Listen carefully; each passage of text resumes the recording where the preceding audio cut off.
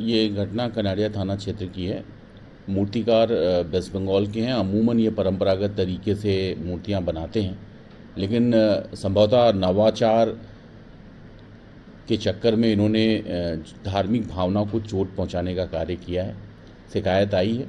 निश्चित तौर पे नवाचारिता की अपनी सीमा होती है, सीमा का अतिक्रमण नहीं होना चाहिए, लेकिन इसमें क्या तथ्य है वो जांच के बाद सामने आएगा। और निश्चित तौर पे किसी को भी किसी भी धर्म विशेष की धार्मिक भावना को ठेस पहुंचाने का अधिकार नहीं है। अगर इसमें क्रिमिनलिटी इन्वॉल्व होती है तो क्रिमिनल केस भी रजिस्टर किया जाएगा।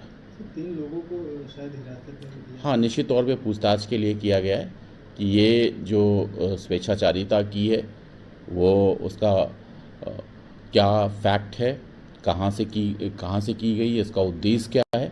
हम पूछताछ भी कर रहे हैं और अपराध पाए जाने पर, जैसा मैंने कहा, क्रिमिनलिटी इन्वॉल्व होने पर अब FIR भी दर्ज होगी। सर, बताया जा रहा है कि पश्चिम बंगाल से आए हुए हैं, कुछ धर्म विशेष के लोग हैं। कहीं से भी आए हों, किसी भी धर्म विशेष को किसी दूसरे धर्म विशेष के धार्मिक भावना को ठेस पहुंचाने का कोई अधिकार नहीं है।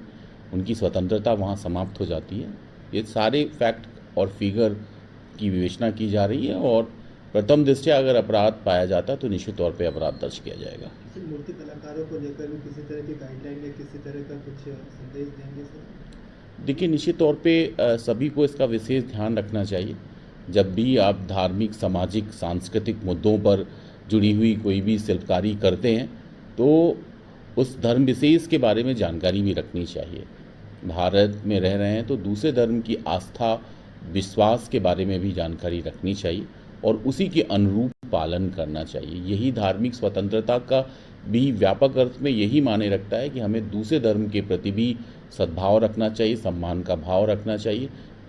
निश्चित तौर पे इसी से ही पीसफुल कोएग्जिस्टेंस जो भारतीय संविधान का लक्ष्य है और मूल्य है, उसकी हम पूर्ति करते हैं और उसको प्राप्त करते हैं।